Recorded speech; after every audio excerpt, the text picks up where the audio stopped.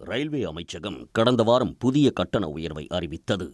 அதன்படி சாதாரண வகுப்பில் 215 கிலோமீட்டர் வரையிலான பயணங்களுக்கு கட்டண உயர்வு இல்லை என்றும், அதற்கு அதிகமான தொலைவு கொண்ட பயணத்திற்கு 1 கிலோமீட்டருக்கு 1 பைசா கட்டண உயர்வு என தெரிவித்தது.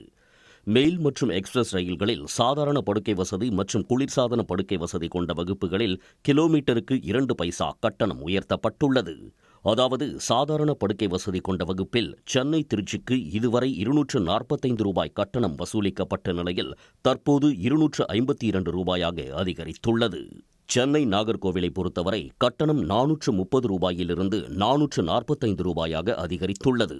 அதேபோல் குளிர்சாதன படுக்கை வசதி வகுப்பில் சென்னை திருச்சி கட்டணம் ரூபாயில் இருந்து ரூபாயாகவும், சென்னை நாகர்கோவில் கட்டணம் ரூபாயிலிருந்து ரூபாயாகவும் உயர்ந்துள்ளது.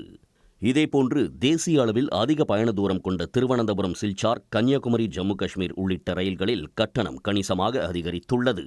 அதிகபட்சமாக 4200 கிலோமீட்டர் தொலைவு கொண்ட கன்னியாகுமரி அஸ்ஸாம் விவேக் எக்ஸ்பிரஸ் ரயிலில் கட்டணம் ரூபாய் வரை உயர்ந்துள்ளது. பயணிகள் ரயில், புறநகர் மின்சார ரயில் மற்றும் மாதாந்திர சீசன் டிக்கெட்டுகளுக்கு கட்டணம் உயர்த்தப்படவில்லை. கடந்த ஜூலை மாதம் 1ஆம் தேதி ரயில் கட்டணம் உயர்த்தப்பட்ட நிலையில் ஒரே ஆண்டில் 2வது முறையாக கட்டண உயர்வு அமல்படுத்தப்பட்டுள்ளது. இந்த கட்டண உயர்வு மூலம் ரயில்வே துறைக்கு 600 கோடி ரூபாய் கூடுதல் வருவாய் கிடைக்கும் என தெரிவிக்கப்பட்டுள்ளது.